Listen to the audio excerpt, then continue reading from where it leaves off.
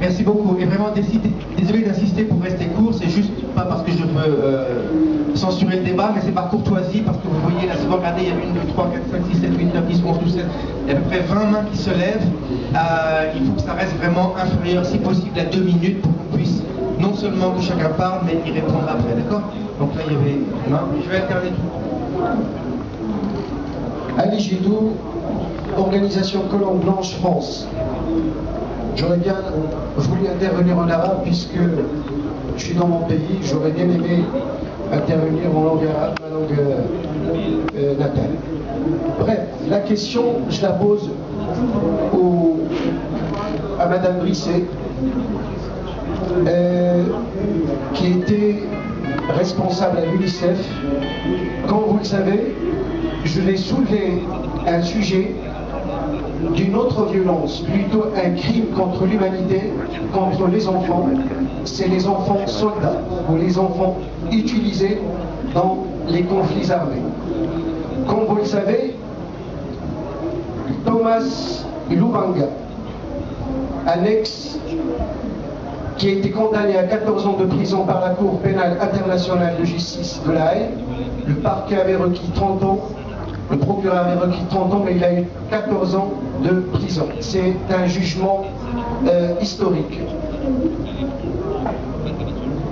Comme vous le savez, Madame Zarrouki Leila, qui est algérienne de nationalité, est la représentante de Monsieur le secrétaire général des Nations Unies, Bentim Kimon, sur cette question des enfants soldats. Je pose la question, pourquoi il ferme les yeux sur les enfants qui ont été déportés des camps de Tindouf sur le territoire algérien? Ça veut dire le pays natal de cette dame.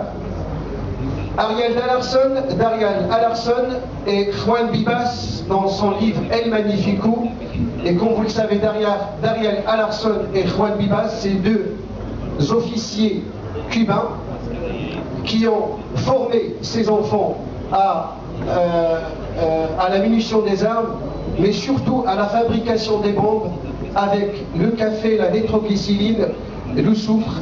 Et pendant cette formation, beaucoup d'enfants sahraouis, marocains, qui ont été arrachés à leur famille et déportés dans les îles cubaines, à l'ex-Union soviétique, en Algérie, en Libye.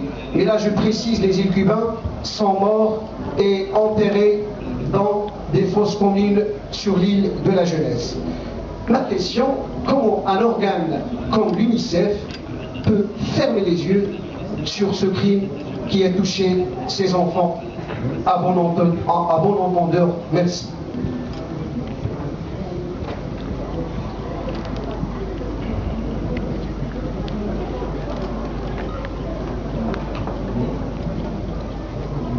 تحية للحضور الكريم. سوف أتكلم باللغة العربية.